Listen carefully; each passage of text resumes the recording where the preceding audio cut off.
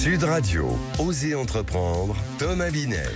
Entreprenez, réentreprenez comme chaque dimanche à la même heure sur Sud Radio avec Thomas Binet. Bonjour Thomas. Bonjour Jean-Marie. Dans quel domaine on entreprend aujourd'hui? Je vais vous raconter l'histoire de Kaoué qu'on connaît évidemment tous. Et puis on ne peut pas dire que sa vie était un long fleuve tranquille. Il vient nous expliquer son parcours. On est avec Alec Henry, fondateur d'entrepreneur.com. C'est une société d'accompagnement des entrepreneurs. Et Jean-Marie, vous êtes accro à votre téléphone portable ou pas? Mais c'est un peu comme mon tout le métier, hein, c'est normal. Oui, forcément. Donc vous êtes un ultra connecté. Et je vais vous expliquer comment réussir à débrancher pendant l'été qui arrive, forcément, pour vous faire des vacances radieuses et sereines. Vive le mode avion. Mais avant ça, on plonge dans l'histoire de la saga d'une entreprise en partenariat avec le magazine Entreprendre comme chaque dimanche.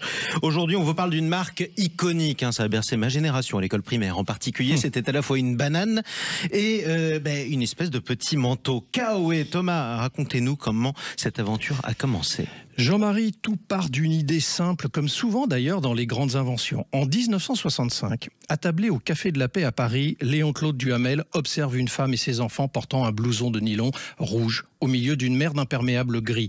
L'inspiration lui arrive, elle est là. Il imagine un vêtement léger, coloré et surtout imperméable qu'on pourrait plier et transporter facilement. Ça y est, le concept du coupe-vent Kaoué vient de naître. Exactement, c'est un sacré succès dès le début d'ailleurs, mais vous allez avoir des hauts et des bas dans l'aventure. Exactement, la marque décolle immédiatement. 250 000 exemplaires vendus la première année. Puis dans les années 80, elle devient carrément culte avec Sophie Marceau qui enfile un Kaoué dans la boum. Mais en 92, catastrophe, l'usine brûle, les archives disparaissent et la marque entre dans une période extrêmement difficile. Il faudra attendre 2004 pour qu'un groupe italien, BasicNet, rachète Kaoué et la relance avec une stratégie plus mode et haut de gamme. Et ça donne quoi aujourd'hui? Kaoué est redevenu une référence. Il s'est imposé comme un vêtement tendance associé au luxe avec des collaborations avec Marc Jacobs ou Meij. Des boutiques se multiplient, notamment à Paris, à Lille, et la marque continue d'innover avec des coupes modernes et des matériaux techniques. On peut dire que Kaoué n'a jamais autant été à la mode. Oui, c'est vrai. C'est Danny Boone qui avait fait un bon sketch aussi sur le Kaoué. Exactement. Souvenir de gosse en quelque sorte. Allez, tout de suite, on accueille mon cher Thomas, votre invité. On est avec Alec Henry. Bonjour et bienvenue sur Sud Radio. Bonjour messieurs. Vous êtes le fondateur d'entrepreneur.com, entrepreneur au pluriel. C'est une plateforme francophone lancée en 2020, il y a 5 ans, dédiée à l'accompagnement global des entrepreneurs. Ils en ont bien besoin. Alors, quand je dis entrepreneur, c'est un peu vague. On parle des artisans, des professions libérales, des services à la personne. Bref, tout ce qui nous entoure. Vous êtes l'invité de Thomas Binet. Chaque jour, on nous vend une recette miracle, une routine parfaite, des méthodes et des hacks qui sont censés tout changer. On nous fait croire que la réussite, c'est une équation à résoudre, que si on trouve l'élément qui fera toute la différence, tout va changer et tout sera facile. Mais ce qu'on ne vous dit pas, c'est que pendant que vous cherchez le hack parfait ou la solution miracle, vous perdez ce que vous avez de plus précieux, du temps. Dans le monde réel, il n'y a pas de pause, il n'y a pas de moment parfait, il n'y a que de l'action. Et la réalité, c'est que si vous ne vous bougez pas, quelqu'un d'autre le fera à votre place. Bonjour Alec Henry. Bonjour messieurs. Alec Henry, à vous entendre, c'était vous qu'on vient d'entendre. Il n'y a pas de place pour l'hésitation. Le temps, c'est de l'argent, donc il faut agir vite. Et tant qu'à faire, il faut le faire maintenant, ne pas attendre.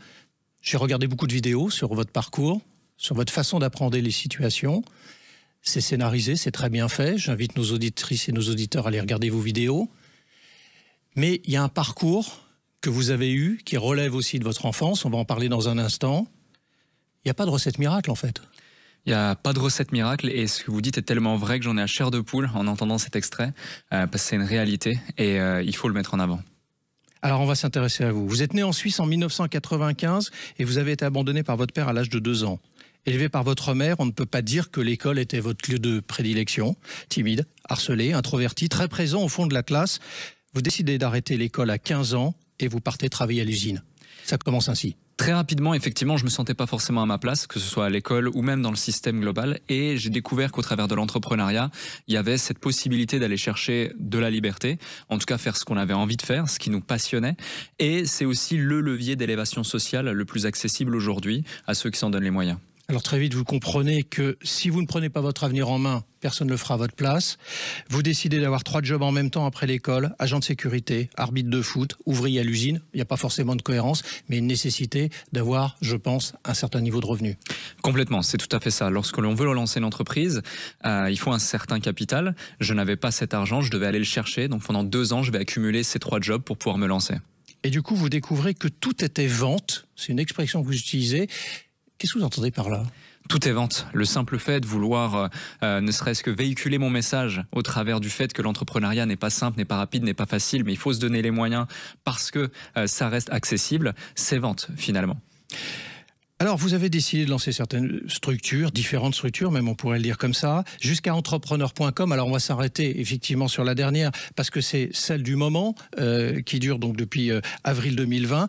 Concrètement, c'est quoi entrepreneur au pluriel.com ? C'est celle du moment, mais c'est aussi celle du futur pour tous ces entrepreneurs qu'on accompagne, parce qu'aujourd'hui, on constate que les TPE, les PME, les entreprises en général ont réellement besoin d'accompagnement. L'accompagnement n'est pas forcément accessible pour tous. On parle de chefs d'entreprise qui se retrouvent souvent isolés, seuls, qui n'ont pas accès à de l'information, accès à des outils pour pouvoir tout simplement améliorer leur productivité, utiliser l'intelligence artificielle, recruter sans devoir passer par exemple par des chasseurs de tête parfois onéreux et donc inaccessibles. Non pas que ce ne soit pas des bonnes choses, mais c'est surtout parfois compliqué pour des entrepreneurs de réussir à utiliser tous les leviers dont ils ont besoin pour pouvoir avancer. Donc nous, notre objectif, c'est de leur permettre d'avoir accès à ces stratégies, à ces méthodes, à ces informations et surtout à un réseau, être connecté et ne plus jamais se sentir seul. Alors, on va donner quand même quelques chiffres pour que nos auditrices et nos auditeurs comprennent un peu ce qu'est entrepreneur.com. C'est quand même plus de 10 000 entrepreneurs accompagnés. C'est des clients payants. C'est un modèle payant, il faut l'avoir en tête. Plus de 100 secteurs d'activité que vous couvrez. C'est aussi 100 collaborateurs au sein de votre structure. Et vous êtes présent dans 26 pays. Et on va donner un chiffre de chiffre d'affaires, puisque vous ne le cachez pas. C'est 25 millions d'euros de chiffre d'affaires aujourd'hui ? Complètement, exactement. Et dans ces 100 collaborateurs, c'est plus de 50 qui sont uniquement dédiés à l'accompagnement de ces entrepreneurs. D'où le fait d'avoir énormément d'experts, d'expertise et de compétences qui sont couvertes. Parce que c'est pas de la même façon qu'on accompagne un poissonnier, qu'un paysagiste, qu'un entrepreneur dans le BTP ou un autre dans la tech. Donc nous, l'objectif, c'est de couvrir un maximum de domaines d'activité, tout en étant pertinent et en les aidant le mieux possible. Alors vous le dites vous-même, la vocation d'entrepreneur.com, c'est de permettre aux créateurs et aux dirigeants d'entreprise de briser leur plafond de verre en les amenant par vos conseils à structurer, à faire croître leur activité de façon pérenne. J'ai repris votre formule parce que je voulais qu'on l'ait en tête précisément. Qu'est-ce que vous entendez par briser un plafond de verre ? Parce que chacun est différent, chacun peut avoir justement ça. Comment vous adaptez votre stratégie d'accompagnement à chacun du coup ? C'est une excellente question, d'où la nécessité d'avoir un accompagnement 100% personnalisé. On entend partout parler de scaling notamment, cet anglicisme que peu de gens comprennent réellement, mais le scaling il est propre à chaque individu. Tout comme la réussite, c'est très subjectif finalement. Certains vont avoir une perception de la réussite après avoir acquis une certaine liberté et pouvoir passer plus de temps avec leurs proches et leur famille. D'autres à partir d'un certain palier de chiffre d'affaires. D'autres encore liés à un impact sur leur marché par rapport à une mission, une vision qu'ils ont de leur entreprise. Donc nous, notre objectif, c'est à chaque fois d'identifier quel est le leitmotiv, quelle est la motivation réelle et profonde de l'entrepreneur ou des entrepreneurs qu'on accompagne et de mettre à leur disposition les outils et stratégies qui leur permettent d'y parvenir. Alors aujourd'hui, vous avez un recul, vous avez une vision de ces entrepreneurs avec lesquels vous travaillez. C'est quoi les qualités principales selon vous qu'un entrepreneur doit avoir pour partir, réussir dans son domaine ? La première, c'est la résilience. La résilience dans l'entrepreneuriat, elle est clé parce que ce n'est pas facile et c'est loin de l'être. Et vu la conjoncture économique, ça risque pas forcément de l'être davantage. Le deuxième, c'est la curiosité.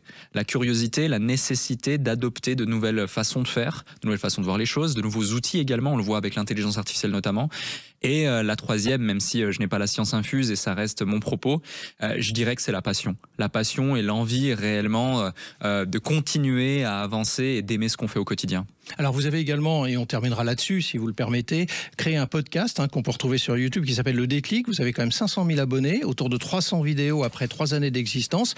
Vous le définissez d'ailleurs comme le média qui met en lumière la vie des grands entrepreneurs. C'est-à-dire que vous allez à la rencontre, pour ceux qui sont intéressés, vous allez à la rencontre de grands entrepreneurs qui ont marqué leur époque.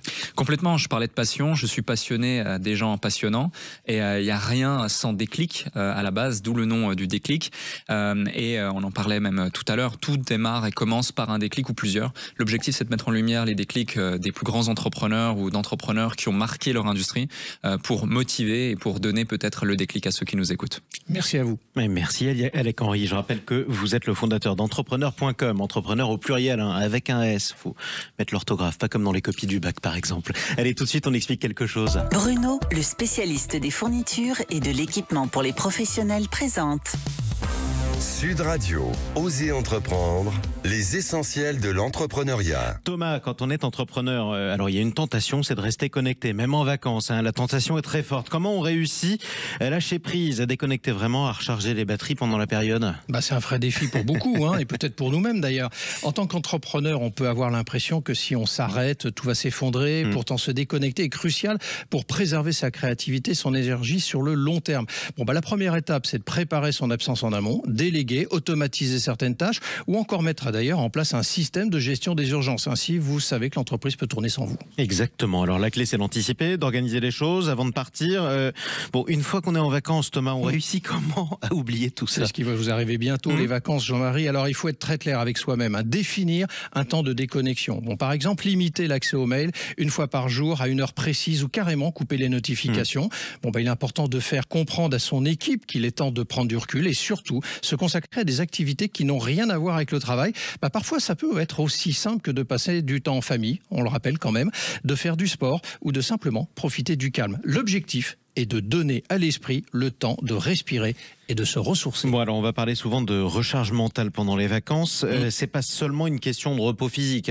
Non, exactement. La déconnexion, c'est aussi mental. C'est un moment où il faut permettre à son cerveau de faire une pause des préoccupations quotidiennes. Cela permet de revenir plus créatif, plus détendu et surtout, évidemment, plus productif à la rentrée. En gros, la vraie clé, c'est d'assumer que l'entreprise peut fonctionner sans nous pendant un moment. C'est pas donné à tout le monde. Non, mais en tout cas, ça apprend à faire confiance aux autres, ce qui est toujours utile d'ailleurs en termes de management. Merci beaucoup Thomas Binet.